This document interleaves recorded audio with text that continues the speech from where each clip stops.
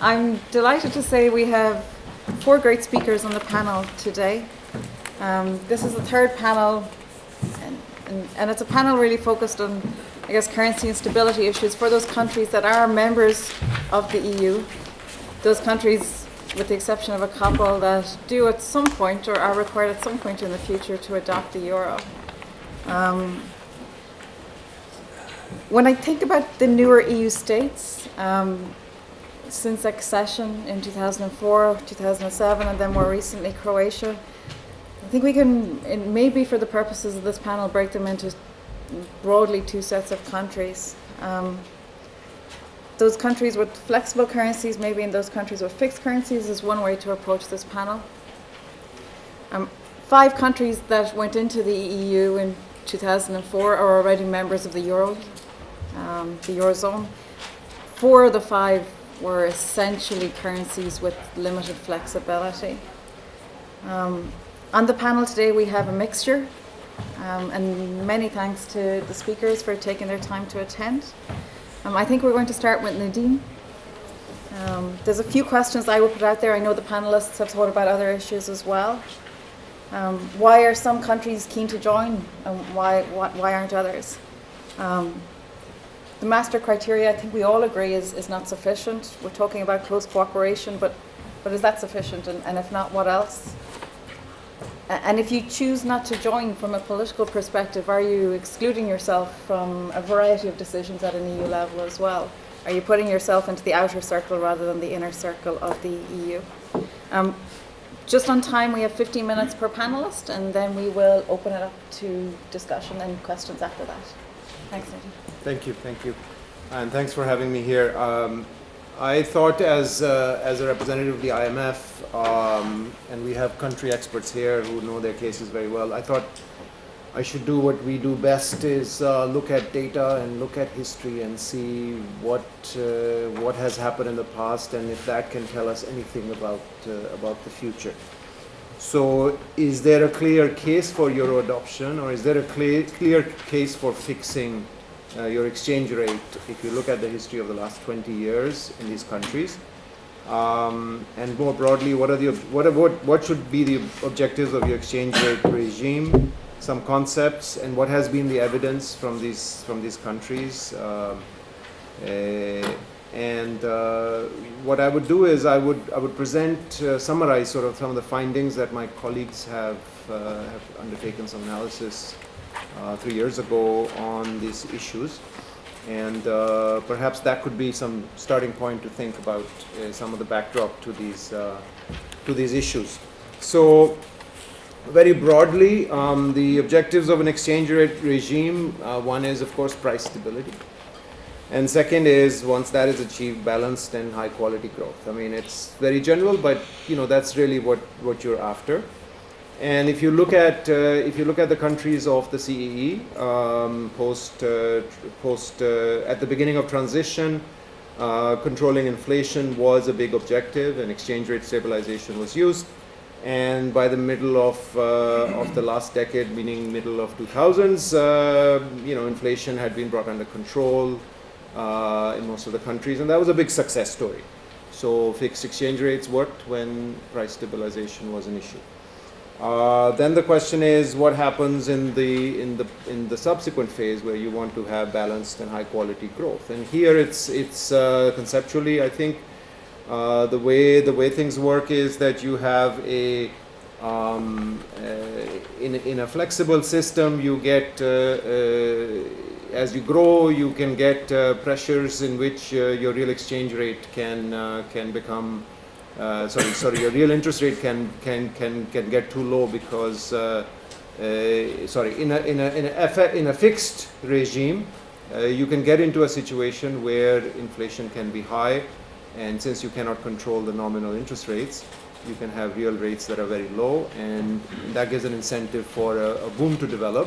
And subsequently, in the opposite side, when you have downward pressures, that gives incentives for a bust to develop. So you can get more volatility in a fixed regime, whereas in a flexible regime, you can have control over your nominal interest rate, as well as the flexibility of the exchange rate allows a control of inflation. So real interest rates can stay high, and that's really what you observe in the data.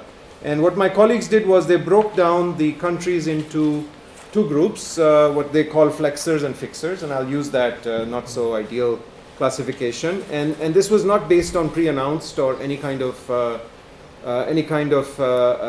definition of what a fixed exchange rate or flexible rate is, but rather based on an empirical evidence of how flexible the rates were. And this is, in the literature, they call it the Calvo-Reinhardt fear of floating index. And based on that, so Czech, Poland, Hungary, and Romania are in the flexor category, and the rest are broadly in the fixer. And of course, we understand this is not a very clean distinction, but when you divide the sample into these two, what you find is that before the global financial crisis, there was exchange rate appreciation in the flexor countries, and monetary conditions did get tight relatively, and things were counter-cyclical. So put that up against the fixed exchange rate regimes, you get, there was pro-cyclical easing of monetary policy because you didn't have control over it and flows were coming in. And as a result, there was a boom. And exactly the opposite happens when the global financial crisis hits. So what we can see very clearly is that you had pretty much a boom-bust cycle in the fixed exchange rate regimes broadly, and much less so in flexible regimes from that standpoint. The flexible regimes also had a faster recovery from the global financial crisis, primarily because they had a lower debt overhang in the build-up to the crisis. And so they could maintain higher consumption and investment ratios. Interestingly, when you look at the data over that period, the average growth rate of these two countries is, these two kind of countries is about the same, economic growth rate. So it's not the growth rate where the differences lie, but it's in the volatility of the growth that I was mentioning, that the flexible exchange rate is much more able to overcome a boom-bust cycle and able to achieve a more sustained growth rate. So the question then becomes, well, if that's the case, why isn't everybody rushing towards flexible rates? And I think this is where the legacy of the hyperinflation of the 90s comes in. And many of these countries which saw high hyperinflation in the 90s, and I'm putting here the Baltics, former Yugoslav countries, and Bulgaria, you have a very high degree of euroization, and so monetary policy is already constrained, and that creates a situation where you are not going to have the benefits of a flexible exchange rate per se that I was talking about earlier, and one can then argue that in itself becomes a constraint on moving towards a flexible rate, and perhaps tying to an external anchor like the euro is not a bad idea. I don't want to sound like fixed exchange rates can never work. Of course they can work in conditions that can be adopted. After all, the optimal currency area concept is very much is a part of that. So if cross-border transactions are shared with an anchor economy, and your trade and other things are invoiced in the anchor currency, and product and labor markets are flexible to absorb the shocks that the exchange rate cannot, then of course if fixed exchange rates can provide the right sort of outcomes. And let me add to that flexibility of fiscal policy and macro proof. So other instruments can kick in and provide you the thing, but whether in reality that happens or not is the question. Let me add two other things here. The debate between sort of having your own monetary policy, flexible exchange rate versus fixed, is somewhat nuanced now by this sort of points about the global financial cycle, and the fact that this is Helen Ray's point at the London Business School, that the big central banks are driving liquidity around the world, and the financial systems are channeling that hyper liquidity around, and it does not matter if you have a fixed or a flexible exchange rate as a small country, you will be swamped and you will not have the ability to control the flows in the sense that you could with some appreciation in a flexible rate. So let me just stop here, and we can come back to other points that I may have. Thank you. Maybe, we hand over to you. Thank you. Madam Chair, you rightly put the focus on the monetary regime, and has been further elaborated at this, but I don't think the monetary regime is the only factor for the countries outside the euro area to decide to join or to postpone entry. Leaving aside the fact that member countries are leaving aside the fact that member countries no, I'll try to raise my voice. Leaving aside the fact that member countries are mandated to join the Eurozone when all the necessary conditions are fulfilled. This is a bit vague language used in the treaty. In my view, there are three main factors. First is a country political framework. The decision to join the Eurozone is political by nature because the Euro itself is essentially a political project aiming at greater integration. In the case of Bulgaria, there is a political consensus on this issue. Bulgaria considers becoming a member of the European Currency Union as a key step in furthering our EU integration and bringing the country closer to the core of the EU. Therefore, the very process of entering the ERM2 as a first step towards the Eurozone provides, in our case, an important policy anchor. Second group of factors, as countries' economic and financial conditions, I would put it differently, is the country's macroeconomic performance. Just to give you an idea, using the figures for Bulgaria, I could say that our macroeconomic performance is solid. The GDP growth for the last 5 years is well above the Euro average, among the highest in the European Union. We're running broadly balanced budgets for most of the last 20 years.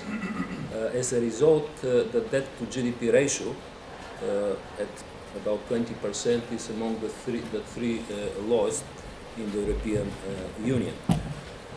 Of course, I can add here the monetary regime, because the monetary regime in our case is a core element of our macroeconomic stance. It is based on a fixed exchange rate against the euro since its inception 20 years ago. I should say that this regime has never been compromised, neither in good nor in bad economic times. And the third factor is country strategy, how to move forward. Our main mid to long-term challenge is the process of institutional and income convergence. There are two schools of thought in this. One, that the country needs sufficient progress in real convergence before joining the Eurozone. The other is that a country that has achieved nominal convergence on a sustainable basis through fulfillment of the Maastricht criteria, as in the case of Bulgaria, should initiate the process without further delay. We do believe this would help consolidate the process of nominal convergence and accelerate the process of institutional and income convergence. I should say also that our own experience, and we're actively into the process for the last couple of years, is testimony to that. To wrap up on this, a country could make a different choice regarding the path toward the Eurozone. In our case, this choice is clear. It is not conjectural, it is strategic, and I would say it is rational.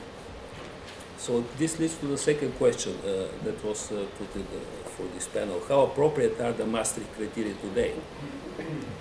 The shortest answer that I can offer is that they are appropriate, but they've never been appropriately enforced. You all know that soon after the creation of the euro and the Stability and the Growth Pact's fiscal rules, they are violated by the biggest countries in the Union.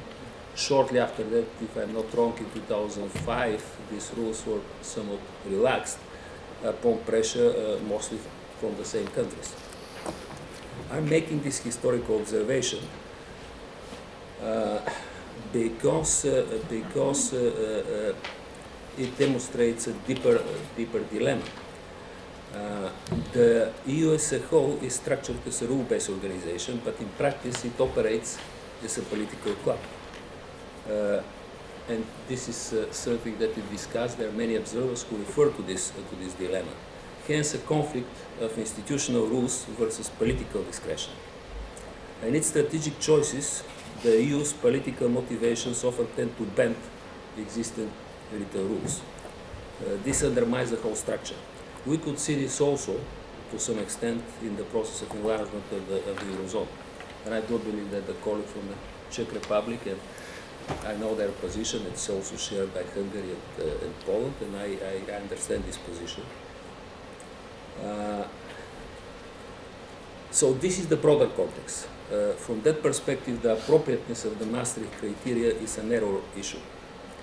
Even so, our experience, the mid-90s crisis and the stabilization policy thereafter, has motivated us to prioritize economic stability as the critical precondition for economic recovery. In other words, we put nominal convergence first because we regard it as needed for also achieving real convergence. That is why Bulgaria has been putting efforts and as a result practically meeting the nominal Maastricht convergence criteria for quite some time. I'm referring to years. In our view, the nominal rules should be viewed as the basis for sustainability of real growth and convergence. Sometimes economic growth may accelerate at the expense of the fiscal balance or other nominal convergence indicators. Such growth, however, is hardly to sustain, at least for small and open economies such as Bulgaria. So violating the nominal fiscal rules may result in divergence rather than convergence between the countries in Europe, and I mean not only between the West and the East, but also between the North and the South. It was mentioned during the previous panels that a big debate about reforming the EU's fiscal framework is about to take place in Europe. In that debate, we tend to side with those who prefer rule-based fiscal discipline to flexibility or creativity in the fiscal area.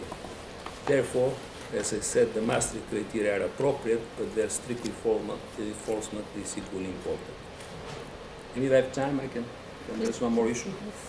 So, we are asked, can one envisage a sustainable EU framework with some member states outside the euro area in the long term? I would say no. The very example of Britain leaving the European Union illustrates that. So let me develop my argument shortly to explain why.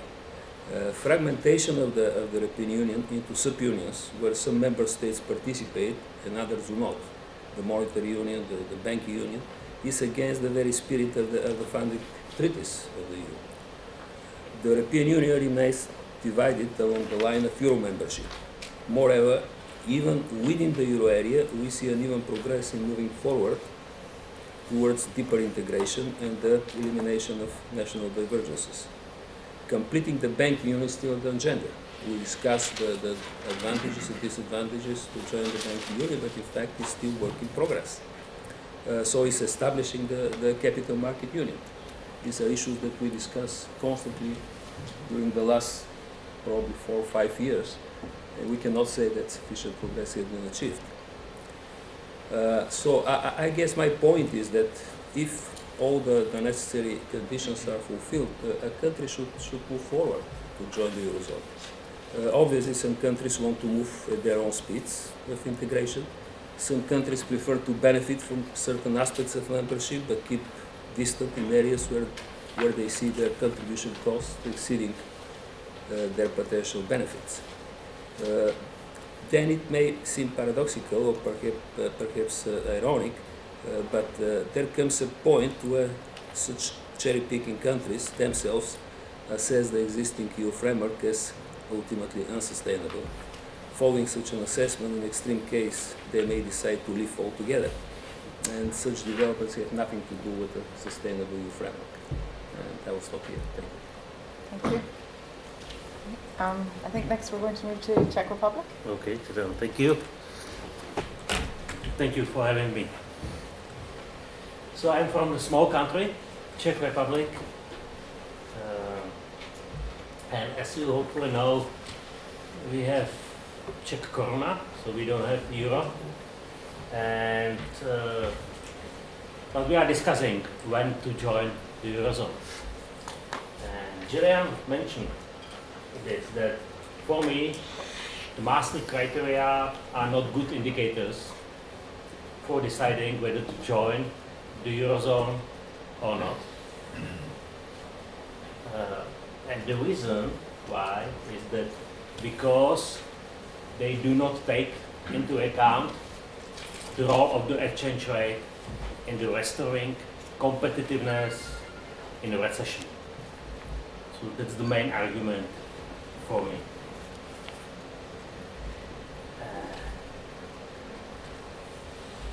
What's better, I think, is the real exchange rate. The real exchange rate can measure the competitiveness of the country, so we should focus on this indicator. And maybe you know this formula, it's easy formula. And you can say that real exchange rate or the change in the real exchange rate equals the sum of nominal exchange rate and relative costs. And from the textbook, you know that a nominal depreciation improves competitiveness. That's a textbook sentence. And what's important is to find if it works, if it works in reality. And for me, if it works, having your own currency is a good thing. If not, the main argument for sticking with your own currency disappears.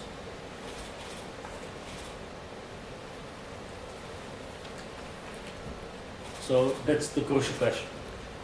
Does a nominal depreciation improve the competitiveness or profitability of companies?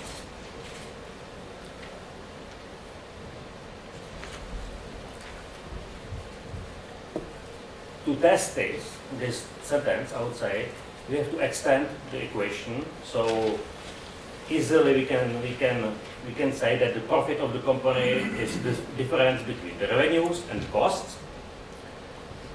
If I extend it, profit of the company can be the difference between export price multiplied by exchange rate, sales on one side, and minus cost. Cost can be wages, everything you buy at home, so price of domestic components driven by domestic inflation, so everything you buy at home and you need to create some product, and plus import price of foreign components for your product multiplied by exchange rate.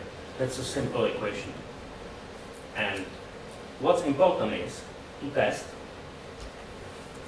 whether depreciation in a recession boosts profits.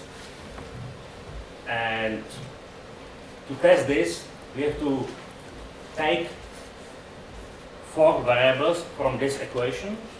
Those variables are export prices, import prices, domestic inflation, and wages.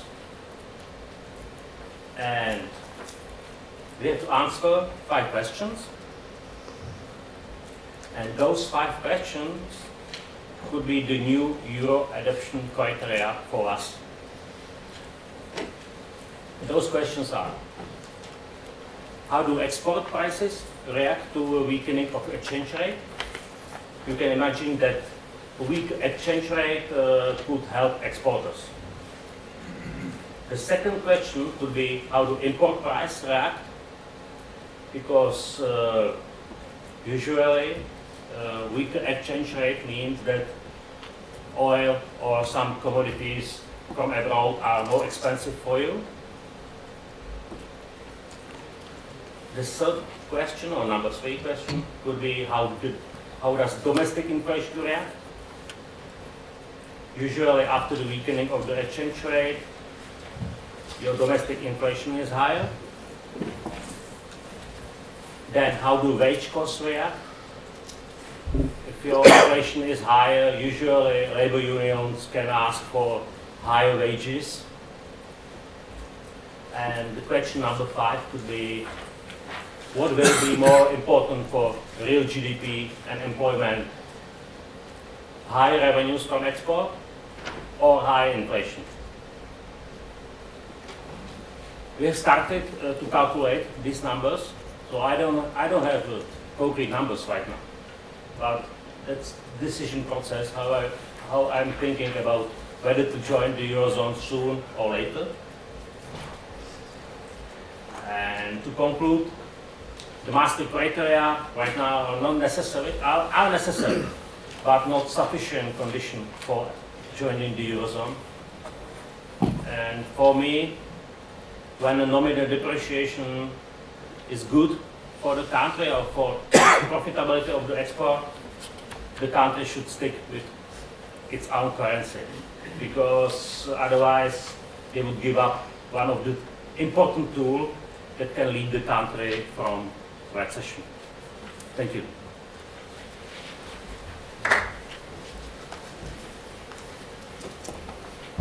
Yeah, thank you. Last but not least, Michael will present with the perspective from Croatia.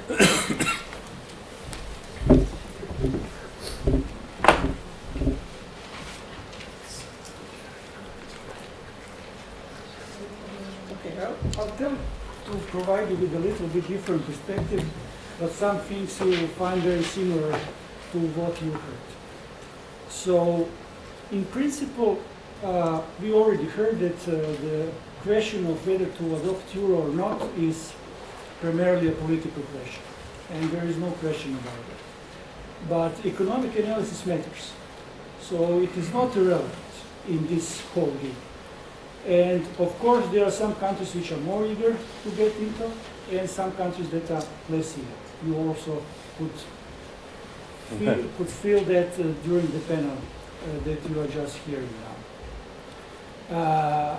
You may heard that Croatia is one of the countries which is a bit more eager to get in sooner rather than later.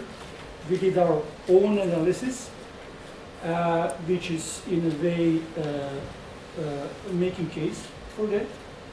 But I will now not get into the every single benefit and every single cost that we did in the cost-benefit analysis, but I will rather point to some, so to say, country specificities, which in the end, when one does the analysis, tells you how large or how small a single benefit or single cost is. And basically that brings you then to the overall balance of the cost and benefits. This is basically what I will be doing, and then later on I will also touch on the Maastricht criteria. Basically saying that Maastricht criteria were not that much demanding for the new member states to get into the euro, but in the meantime there are some other issues which are making road to the euro introduction a bit more complex. And this is exactly ERM2 entry, and basically informal criteria which exist before a country can enter into the ERM2. And basically this is going to be an outset of what I will do. So coming back to the specifics, country specifics, I picked 4 things. First of all, what is important, how large, how big is a country. The smaller the country is, definitely it's in its favor and much more favorable to get into the euro sooner rather than later, especially if this country is open in terms of trade, in terms of financial integration is deeply integrated with the Eurozone market. Why? Because the degrees of freedom with its monetary that it has with its monetary policy are pretty much limited. So it is pretty much influenced by the big Eurozone market. I will point you to Croatia. You can see it. I hope the pointer is no. Okay, Croatia is here. So Croatia is the smallest remaining country in the EU which still uses its own currency. So it's pretty much in a different situation than to Poland or Romania, which are much larger, although Romania, as we can hear, at least the central bank, has a pretty much a clear view on whether it should move or not, or rather it should move into the right. Then when it comes to the trade relationship, here on the left-hand side, you can see that Croatia is very deeply integrated in terms of trade with the Eurozone. This dark blue is the trade with the Eurozone, then the lighter blue is with the rest of the EU, and then this, I don't know, kind of brownish or beige color is with the rest of the world. But in Croatian case, given our geographical position, this rest of the world is pretty much Bosnia, Serbia. So if you look in what currency these transactions are being done, it's again in the euro. So if you would look at the amount of the euro that is really being traded in terms of the trade that is being done, it's probably 90 or even more than 90%. And that gives you a very good idea how much one can save on the transaction costs if one gets into the euro. For other countries, you can see here Poland, Czech Republic, they're pretty much the same. There are no big differences among the countries in terms of that. The second thing is how deeply is integrated the financial system, in particular the banking system, how much it is deeply integrated into the euro area's banking system.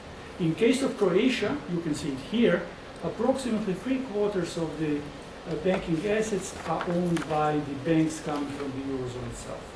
And it has implications. It has implications on the, again, monetary policy degrees of freedom when it comes to its independence.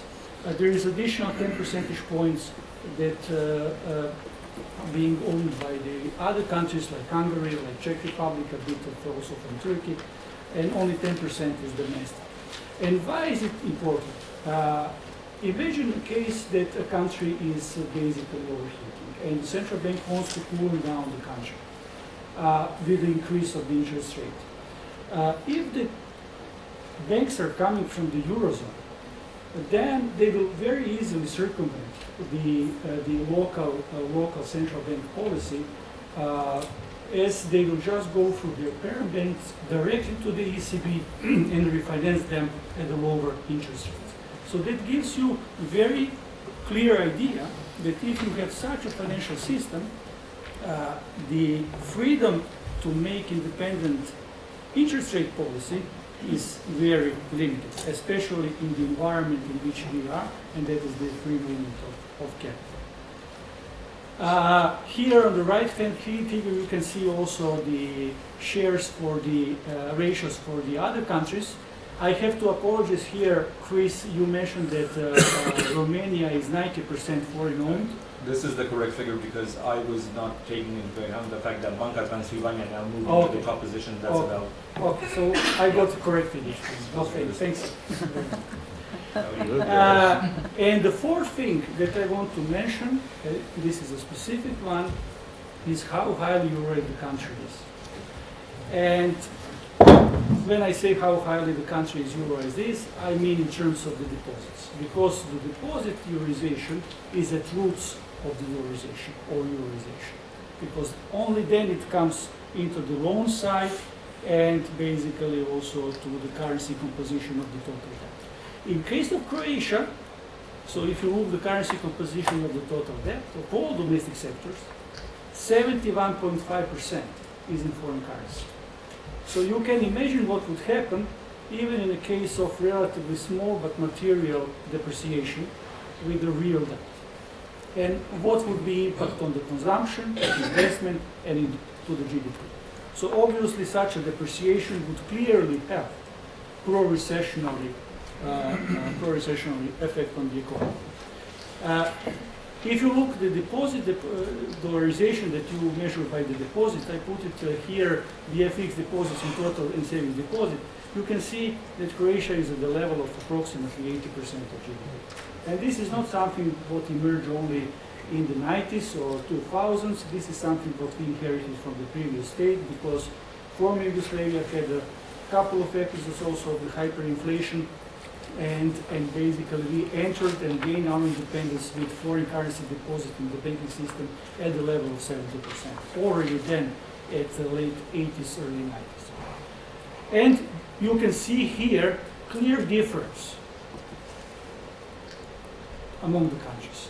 And this can very clearly explain you why some countries are having certain kind of exchange rate arrangements, other, and why some countries may be more eager to get in, while some sooner, rather than later. So basically, these four elements are making the analysis different for each country and makes the weight of each cost and each benefit large or larger or smaller.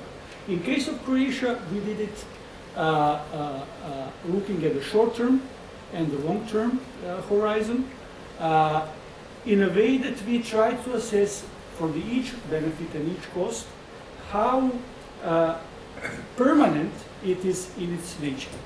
And what we realized that not only that the benefits are heavier than costs in the short term, but they are permanent in nature, unlike the costs, and that's why in the long term the economic benefits of the euro introduction are even more larger, and they are having a cumulative effect. Then we come to the Maastricht criteria.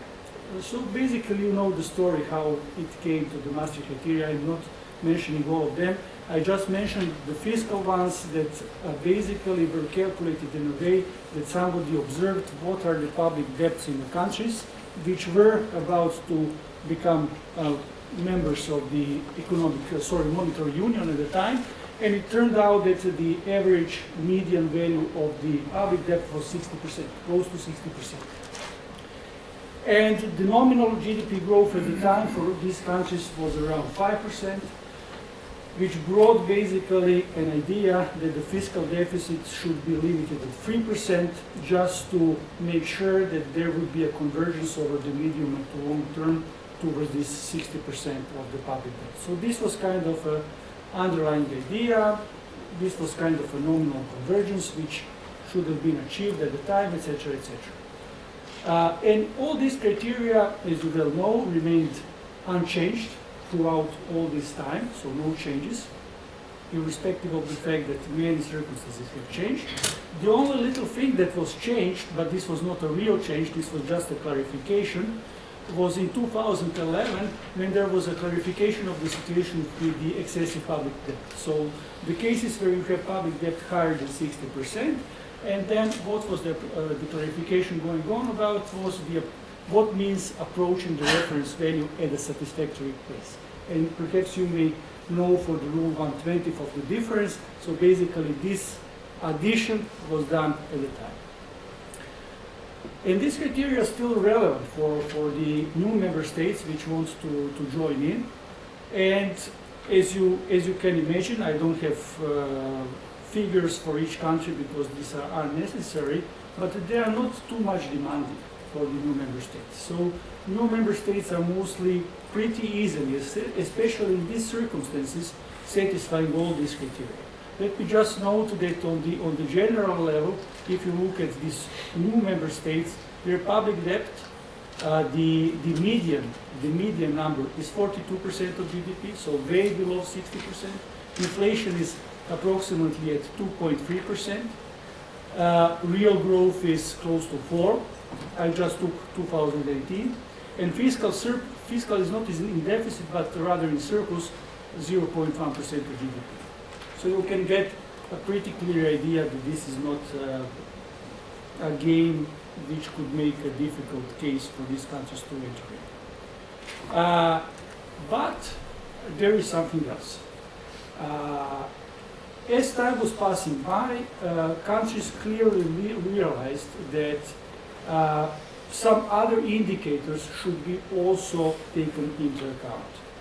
And in particular, what the European Commission developed is a set of macroeconomic indicators, they call it Scoreboard, which are monitoring both domestic, internal, and external imbalances. This is approximately 14 indicators, and on the basis of these indicators, Commission is regularly looking at each of the country indicators and making an assessment whether a country is having the macroeconomic imbalances and whether these imbalances are excessive.